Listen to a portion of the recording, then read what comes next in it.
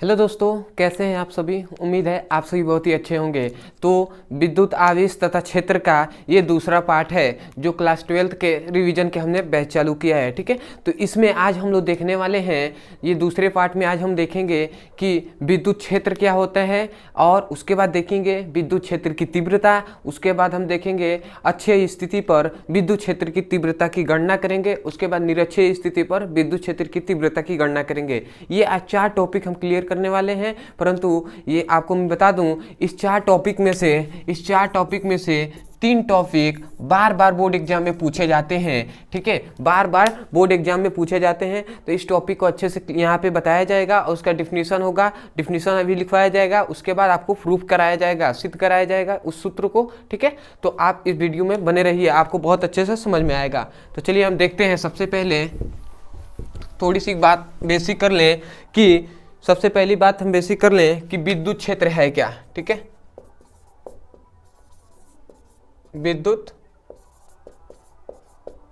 क्षेत्र, ठीक है, विद्युत क्षेत्र है क्या। ठीक है, इलेक्ट्रिक फील्ड है क्या। तो आप जानते ही होंगे, अगर अच्छे से बोर्ड एग्जाम में अपने बोर्ड एग्जाम क्लास 12th की अच्छे से पढ़ाई किया होगा, ठीक है, बोर्ड एग्जाम के लिए, तो आप जानते ही होंगे कि कोई भी आवेश है, ठीक है, कोई भी आवेश का कोई क्षेत्र होता है। ये मान लेते हैं कोई आवेश का क्षेत्र है। ठीक है, कोई भी आवेश है उसका ये क्षेत्र है। जहां पर मान लेते हैं इस पर, यहाँ पे हमने क्या लिया, मान लेते हैं यहाँ पे एक हमने प्लस क्यू आवेश ले लिया। ठीक है, मतलब एक दूसरा आवेश हमने प्लस क्यू ले लिया, या आप माइनस क्यू भी ले सकते हैं। ठीक है, तो हमने अगर प्लस क्यू आवेश को इस क्षेत्र पर लाते हैं, इस आवेश के जो हाथ पर आवेश, इस आवेश का जहाँ तक क्षेत्र होता है उस क्षेत्र तक हम लाते हैं, तो इनमें क्या हो जाएगा, इन दोनों आवेशों में या तो आकर्षण होगा या तो प्रतिकर्षण होगा। क्योंकि यदि पॉजिटिव पॉजिटिव होते हैं तो इनमें क्या होता है, पॉजिटिव पॉजिटिव होंगे दो आवेश, तो इनमें क्या होगा, इनमें प्रतिकर्षण होता है।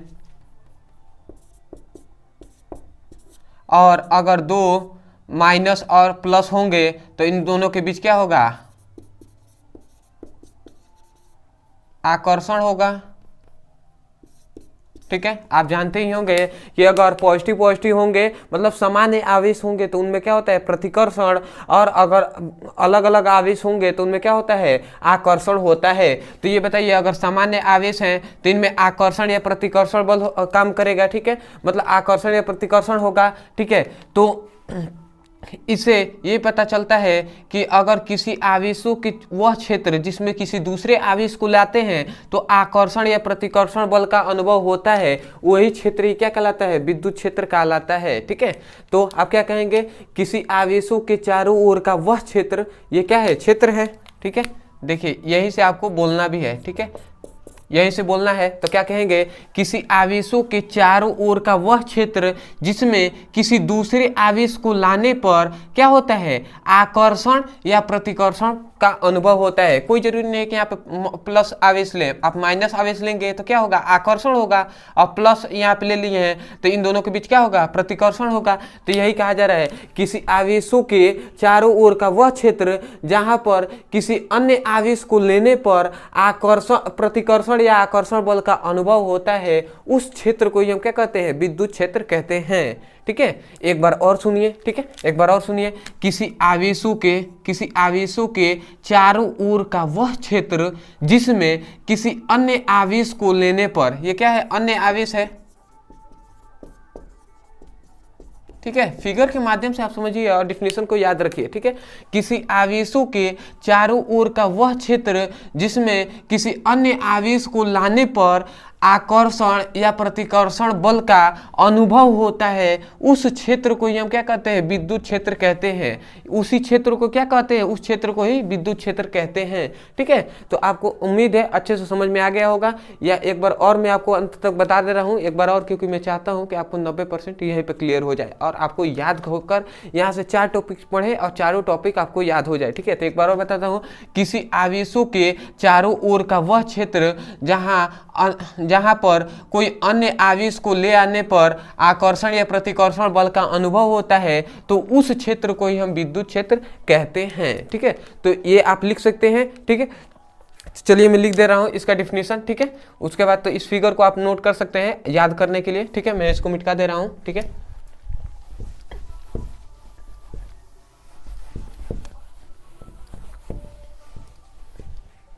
तो आप क्या लिखेंगे, किसी आवेशों के, ठीक है, आप लिख लेंगे किसी आवेशों के चारों ओर। पहले लिखने से पहले मैं आपको एक बार और बता दूं कि इसका विद्युत क्षेत्र का अलग अलग वैज्ञानिकों ने अलग अलग डिफिनेशन दिया, परंतु बात वही है, ठीक है, बात वही है, ठीक है। फिर से एक बार और मैं अलग इसको, ये डिफिनेशन आपको याद हो गया होगा तो ये भी लिख सकते हैं, ठीक है। और इससे अगर छोटा डिफिनेशन लिखना हो तो ये भी आप डिफिनेशन लिख सकते हैं। मतलब मान लीजिए ये क्या है, ये कोई आवेश है, ठीक है, मान लेते हैं ये कोई आवेश है, ये आवेश का ये क्या है, चारों ओर का ये क्षेत्र है, ठीक है। किसी आवेशों का चारों ओर का क्षेत्र है जहां पर क्या होता है, विद्युत या आवेश का प्रभाव होता है, उसे हम क्या कहते हैं, विद्युत क्षेत्र, ठीक है। मतलब ये आवेश है, इस जो आवेश के चारों ओर का ये क्षेत्र है, वहां पर क्या है, आवेशों का या विद्युत का प्रभाव है, ठीक है, प्रभाव है। प्रभाव का मतलब क्या है कि इस क्षेत्र के अंदर हम किसी आवेश अन्य आवेश को ले जाएंगे तो उनमें क्या होगा, आकर्षण या प्रतिकर्षण होगा, ठीक है। उन आवेशों के मध्य क्या होगा, आकर्षण या प्रतिकर्षण होगा, तो उसे कहा जा रहा है कि आवेश या क्षेत्र का प्रभाव होता है। तो हम इसका डिफिनेशन ऐसे भी कह सकते हैं कि किसी आवेशों के चारों ओर का वह क्षेत्र जहां पर विद्युत तथा आवेश का प्रभाव होता है, उस क्षेत्र को हम विद्युत क्षेत्र कहते हैं, ठीक है। तो ये भी कह सकते हैं, एक बार और बता रहा हूं, किसी आवेशों के चारों ओर का वह क्षेत्र जहां विद्युत या आवेश का प्रभाव होता है, उस क्षेत्र को हम विद्युत क्षेत्र कहते हैं। तो आपको दोनों में से कोई भी आपको कह देना है, ठीक है, कोई भी आप कहेंगे, बात एक ही होगा, उसको अच्छे से आपको लिख लेना है, ठीक है। तो मैं इस वाले को लिखवा रहा हूं क्योंकि ये छोटा है। क्या कहना है, किसी आवेशों के चारों ओर का वह क्षेत्र जहां पर विद्युत या आवेश का प्रभाव होता है, उसे ही हम क्या कहते हैं, विद्युत क्षेत्र कहते हैं। तो इसको मैं लिखवा दे रहा हूं, ठीक है। ये आपको रिवीजन की तरह हम नहीं बता रहे हैं, ये आपको मान लीजिए एक तरह से अच्छे से समझा कर ही बताया जा रहा है, ठीक है। परंतु ये बात कहूंगा कि आपको अच्छे से समझा कर तो बताया जाएगा, परंतु बहुत ही कम टॉपिक को क्लियर किया जाएगा जो बार बार एग्जाम में पूछे जाते हैं, वही, ठीक है।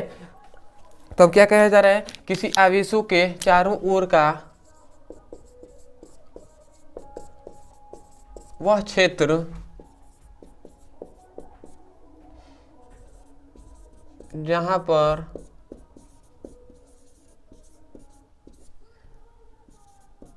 विद्युत या आवेश का प्रभाव होता है, उसे ही हम क्या कहते हैं, उसे या उस क्षेत्र को ही हम क्या कहते हैं, विद्युत क्षेत्र कहते हैं, ठीक है। तो ये आप डिफिनेशन लिख लेंगे। देखिए क्या कहा जा रहा है, किसी आवेशों के चारों ओर का वह क्षेत्र जहां विद्युत या आवेशों का प्रभाव होता है, उसे विद्युत क्षेत्र कहते हैं, ठीक है। तो आपको उम्मीद है समझ में आ गया होगा। तो आपसे एक रिक्वेस्ट है कि अगर आपको समझ में आया है ना, तो कमेंट सेक्शन में जरूर बताइएगा, क्योंकि मोबाइल पर पढ़ाने पर समझ में नहीं आता है कि आपको समझ में आया है कि नहीं आया, इसलिए बार बार मैं बताता हूँ, ठीक है। तो आप एक रिक्वेस्ट है आपसे कि आप कमेंट सेक्शन में जरूर बताइएगा कि समझ में आया कि नहीं, ठीक है। तो ये हो गया आपका विद्युत क्षेत्र, ठीक है। अब हम देखेंगे विद्युत क्षेत्र की तीव्रता, ठीक है। तो चलिए हम इसको मिटा रहे हैं, ठीक है, उसके बाद देखेंगे विद्युत क्षेत्र की तीव्रता, ठीक है। तो आप देखेंगे हम, ठीक है, विद्युत क्षेत्र की तीव्रता,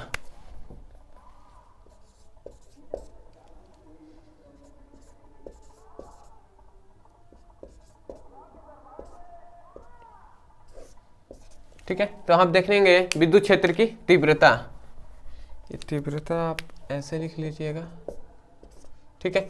तो विद्युत क्षेत्र की तीव्रता क्या होता है, ठीक है। तो विद्युत क्षेत्र की तीव्रता के बारे में जानेंगे तो हम जानते ही होंगे, आपने क्लास 12 में अगर पढ़ा होगा अच्छा से तो जानते होंगे विद्युत क्षेत्र की तीव्रता की फॉर्मूला क्या होता है, E = F/Q। ये है विद्युत क्षेत्र की तीव्रता का फॉर्मूला, E = F/Q, जहां F क्या है, जहां पर F बल है, ये क्या है, आवेश है, और यही क्या है, यही है विद्युत क्षेत्र की तीव्रता, ठीक है। तो हम इसका डिफिनेशन कैसे कहेंगे विद्युत क्षेत्र की तीव्रता की, अगर हम मान लेते हैं ये Q जो है, आवेश को हम एकांक मान लेते हैं, क्या मान लेते हैं, एकांक, या हम इसे इकाई भी कह सकते हैं, क्योंकि एक मान रहे थे, इकाई कहिए या एकांक कहिए। तो अगर हम आवेश को एकांक या इकाई मान लेते हैं तो जो ई होगा वो क्या होगा, एफ के बराबर होगा। जो विद्युत क्षेत्र की तीव्रता होगा वो क्या होगा, बल के समानुपाती, मतलब बल के क्या होगा, बराबर होगा। तो हम इसका डेफिनेशन कैसे कहेंगे, यहीं से सुनिए।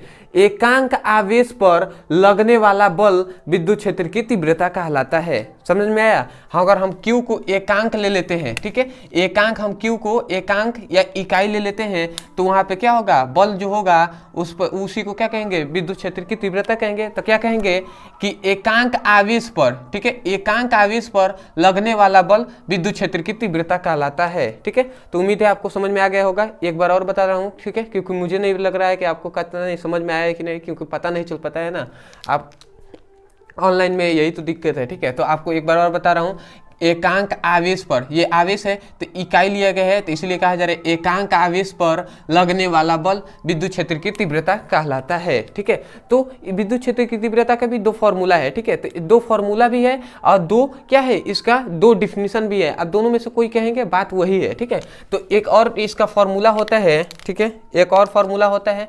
ठीक है, यहाँ से मैं फॉर्मूला लिखवा दे रहा हूँ, वो भी होता है कि E equal to 1/4πε0 Q by R square. ठीक है, ये भी क्या है, विद्युत क्षेत्र की तीव्रता का ही फॉर्मूला है। ये भी है, ये भी है। ठीक है, इसको प्रूफ करने के बाद इसको भी प्रूफ किया जाएगा। ठीक है, इन दोनों फॉर्मूले को प्रूफ किया जाएगा। तो इसको कोई आपसे पूछ दे कि विद्युत क्षेत्र की तीव्रता, एग्जाम में पूछ दिया जाए कि विद्युत क्षेत्र की तीव्रता के फॉर्मूला बताइए, विद्युत क्षेत्र की तीव्रता के डेफिनेशन बताइए, तो क्या कहेंगे, किसी एकांक आवेश पर लगने वाला बल विद्युत क्षेत्र की तीव्रता कहलाते हैं। या दूसरा डिफिनेशन ऐसे भी कह सकते हैं, दूसरा डिफिनेशन ऐसे समझिए, मान लेते हैं ये कोई क्षेत्र है, विद्युत क्षेत्र है, ये क्या है, कोई आवेश है, इसका आवेशों का, ये कोई आवेश है, इस आवेश का क्या है, ये क्षेत्र है। ठीक है, ये मान लेते हैं ये विद्युत क्षेत्र है।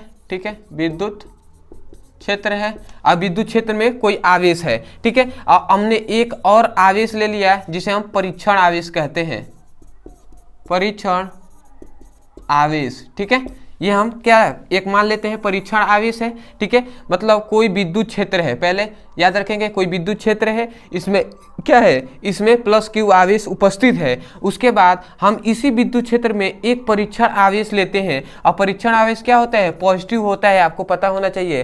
तो ये बताइए, जब एक आवेश है और उसमें हमने क्या लिया, एक परीक्षण आवेश लिया, तो इन दोनों के बीच जो क्या लगेगा, फोर्स लगेगा कि नहीं, इन दोनों के बीच जो फोर्स लगेगा, उसी फोर्स मतलब इन दोनों के बीच जो बल लगेगा, उसे ही हम क्या कहते हैं, उसे ही हम विद्युत क्षेत्र की तीव्रता कहते हैं। तो हम क्या कहेंगे कि किसी विद्युत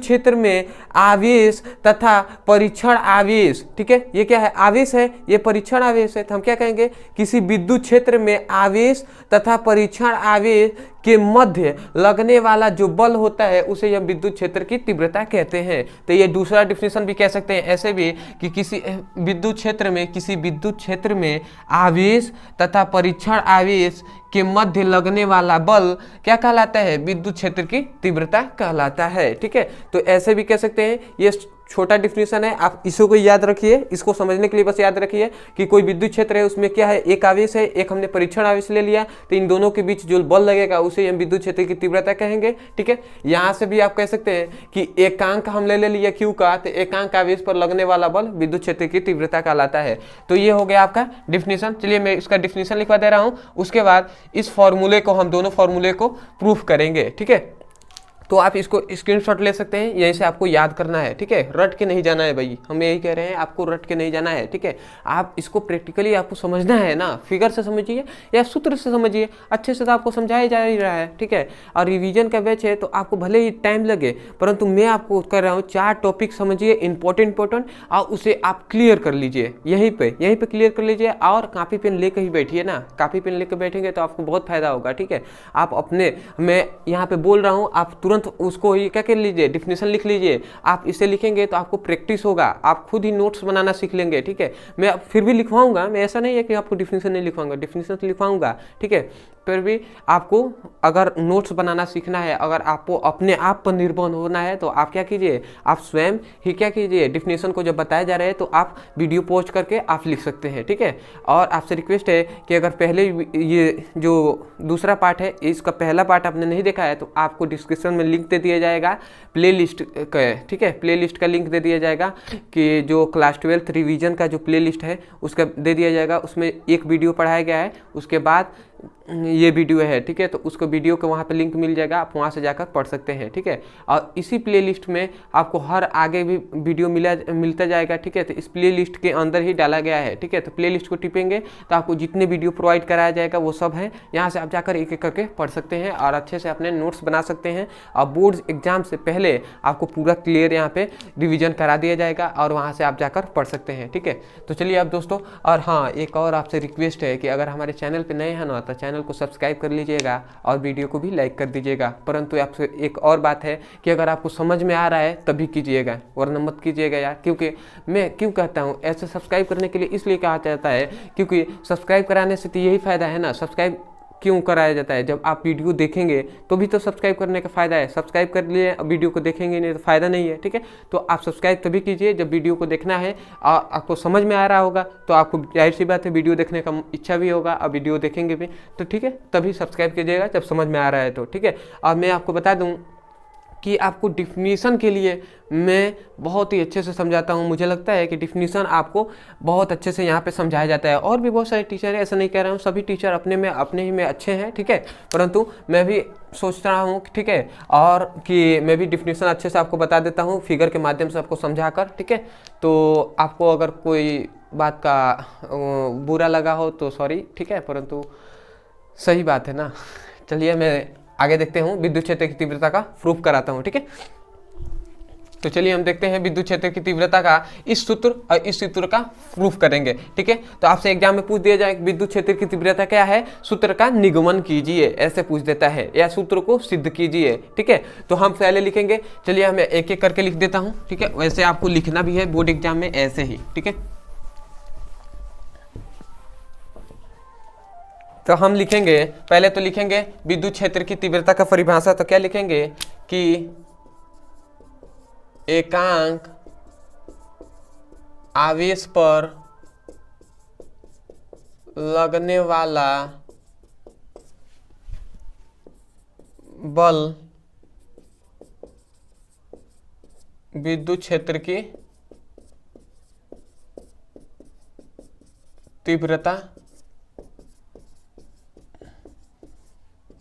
कहलाती है, ठीक है। तो ये आपका हो गया, एकांक आवेश पर लगने वाला बल विद्युत क्षेत्र की तीव्रता कहलाता है। ये सबसे शॉर्ट और अच्छा है, ठीक है, आप याद कर सकते हैं। ये भी जो फिगर आपको बताया गया था इसके माध्यम से भी आप कहना चाहें तो क्या कहेंगे, किसी विद्युत क्षेत्र के, ठीक है, किसी विद्युत क्षेत्र में आवेश तथा परीक्षण आवेश के मध्य लगने वाला बल विद्युत क्षेत्र की तीव्रता कहलाता है। तो ये भी आप कह सकते हैं, ठीक है। उसके बाद आप लिखेंगे, उसके बाद अगर बस केवल पूछ दिया जाता है एक नंबर में कि विद्युत क्षेत्र की तीव्रता क्या है, परिभाषा दीजिए, ठीक है, तो आप सीधा से इतना लिखेंगे। उसके बाद आप सूत्र लिख देंगे कि E = 1/4 pi epsilon not Q1 बटे R², ठीक है। तो इस सूत्र को लिख देंगे और दूसरा यहाँ पे एक और सूत्र लिखवा दिया जा रहा है जो क्या है, उसके बाद लिख देंगे E = F/Q, ठीक है। ये दोनों सूत्र को आप लिख देंगे, ठीक है। आपको जो 1 या 2 नंबर में आएगा तो ऐसे आपको मिल जाएगा। अगर आपको 3 नंबर या 5 नंबर में पूछा जाता है तो इस सूत्र को प्रूफ करना है। तो चलिए हम इस सूत्र को प्रूफ करते हैं, ठीक है। तो हम जानते हैं, आपको पढ़ा दिया गया है कि कूलाम के नियमों के अनुसार, तो आप लिखेंगे यहाँ पे सिद्ध, ठीक है, सिद्ध लिखेंगे। उसके बाद लिखेंगे कूलाम के नियमों के अनुसार, ठीक है। आपको ऐसे ही लिखना है, ठीक है, अनुसार लिखना है, कूलाम के नियमों के अनुसार, क्योंकि आपको जितना अच्छे से लिखेंगे और विस्तार में लिखेंगे उतना ही अच्छा आपको मार्क्स मिलेगा। तो हमने कूलाम के नियमों के अनुसार आपको सूत्र बताया था कि सूत्र क्या होता है कूलाम के नियमों का, तो उन्होंने बताया था F = 1/4 pi epsilon not Q1 Q2 बटे आर स्क्वायर, ये कूलाम ने बताया था, ठीक है। अगर हम जो ये Q2 है, Q2 इक्वल टू हम 1 ले लेते हैं, मतलब एकांक ले लेते हैं Q2 इक्वल टू, तो यहाँ पे क्या हो जाएगा, तब F इक्वल टू क्या हो जाएगा, F इक्वल टू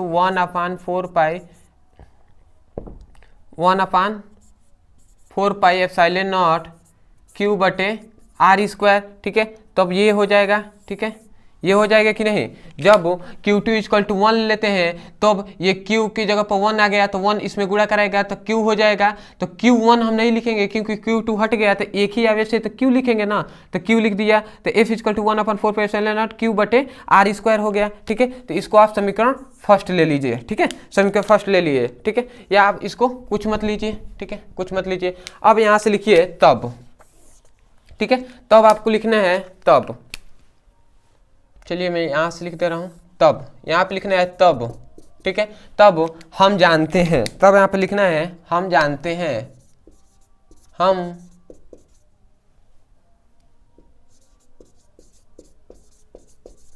हम जानते हैं, क्या हम जानते हैं कि यदि यहाँ पे हम देखिए Q2 इक्वल टू 1 लिए हैं, अभी हमने डिफिनेशन बताया है एकांक आवेश, यदि हम Q इक्वल टू 1 ले लेते हैं तो क्या होता है, F जो होता है विद्युत क्षेत्र की तीव्रता वो F के बराबर होती है। मतलब हम जानते हैं कि यदि एकांक आवेश हो तो इस पर जो विद्युत क्षेत्र की तीव्रता होती है वो बल के क्या होती है, बराबर होता है। तो बताइए जहाँ पे F है तो यहाँ पे हम E भी लिख सकते हैं ना, तो E equal to 1/4 epsilon nought Q बटे आर स्क्वायर, ठीक है। तो यही आपका प्रूफ हो गया सूत्र, ठीक है, ये आपका पहला सूत्र प्रूफ हो गया यहाँ से, ठीक है, ये आप लिख देंगे यहाँ पे प्रूव्ड, ठीक है।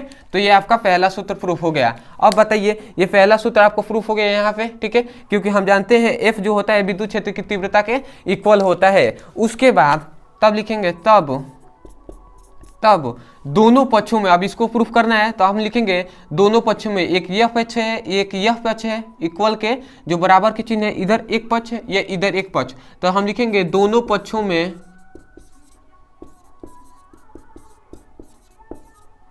Q0 से गुणा करने पर, ठीक है, दोनों पक्षों में Q0 से गुणा करेंगे तो ये क्या हो जाएगा, Q0 equal to Q0 into E हो जाएगा, ठीक है। और इधर क्या हो जाएगा 1/4 एप्सिलॉन नॉट गुणे Q और Q0 बटे आर स्क्वायर। बताइए ये होगा कि नहीं होगा, तो आप कहेंगे बिल्कुल होगा, ठीक है। इधर भी Q0 से गुणा हो गया और इधर भी इस पक्ष में भी Q0 से गुणा हो गया। अब हम जानते हैं कि कूलाम के नियमों के अनुसार देखिए F इक्वल टू क्या होता है 1/4 एप्सिलॉन नॉट Q1 Q2 बटे आर स्क्वायर, मतलब ये Q अलग है ये Q अलग है। यहाँ पे भी देखिए 1/4 एप्सिलॉन नॉट Q और Q0, मतलब ये Q अलग है ये Q अलग है, ये आवेश अलग है ये आवेश अलग है, और बीच में देखिए नीचे क्या है बटे में आर स्क्वायर, मतलब ये क्या है कूलाम के नियम है। तो ये इसको हम लिखते हैं ना कूलाम के नियम को F हम लिख सकते हैं। आइए बताइए यहाँ पे Q0 E है, ठीक है, Q0 और E है, तो हम E को यहीं पे रह दें और यहाँ पे इधर गुणा में है Q0, ठीक है, इधर आएगा तो भाग कराएगा, तो E इक्वल टू F/Q0, ठीक है। तो ये आपका सूत्र हो गया प्रूफ, ठीक है, ये दूसरा सूत्र प्रूफ हो गया कि E इक्वल टू F/Q, ठीक है, E इक्वल टू F/Q यहाँ पे भी हो गया, ठीक है। तो ये भी आपका सूत्र प्रूफ हो गया दूसरा, ठीक है। तो आपको ऐसे ही एकदम बोर्ड एग्जाम में लिखना है, आपको 5 नंबर मिल जाएगा। पहले विद्युत क्षेत्र की तीव्रता का डिफिनेशन लिखना है, उसके बाद दोनों फॉर्मूले को लिखना है, उसके बाद लिखेंगे सिद्ध, उसके बाद आपको फॉर्मूले को प्रूफ करना है कूलाम के नियमों के अनुसार। हमने क्या किया, कूलाम का नियम लिखा, उसके बाद हमने Q2 इक्वल टू 1 ले लिया, तो हमने 1 का गुणा करा दिया, तो F equal to 1/4 epsilon nought Q बटे आर स्क्वायर मिल गया। उसके बाद हम जानते हैं कि जो E होता है वो F के बराबर होता है, तो हमने F के जगह पर F के स्थान पे E लिख दिया, E equal to 1/4 epsilon nought Q बटे आर स्क्वायर, पहला सूत्र प्रूफ हो गया। उसके बाद हमने दोनों पक्षों में Q0 का गुणा करा दिया, देखिए Q0 का इधर भी गुणा हुआ है इधर भी, और हम इतना का फॉर्मूला जानते हैं कि ये कूलाम के नियमों का सूत्र होता है, तो F रख दिया, और इधर से हमने क्या किया Q0 को इधर गुणा में था इधर आ गया भाग करा दिया, E इक्वल टू F/Q हो गया। यही तो है दूसरा प्रूफ। तो ये दोनों सूत्र को आपको अच्छे से क्लियर करके जाना है और इसको इंपॉर्टेंट मान लीजिएगा, ठीक है, ये बार बार एग्जाम में पूछा जाता है। ठीक है। तो इंपॉर्टेंट श्रेणी मिल लीजिएगा। ठीक है, तो चलिए मैं इसको मिटका रहा हूँ। ठीक है, उसके बाद हम देखेंगे अक्षीय स्थिति पर विद्युत क्षेत्र की तीव्रता। ठीक है, कि वीडियो शायद लंबा हो जाएगा ना। ठीक है, तो चलिए मैं अगले वीडियो में देखते हैं अक्षीय स्थिति पर और निरक्षीय स्थिति पर विद्युत क्षेत्र की तीव्रता। ठीक है, तो मिलते हैं अगले वीडियो में। धन्यवाद।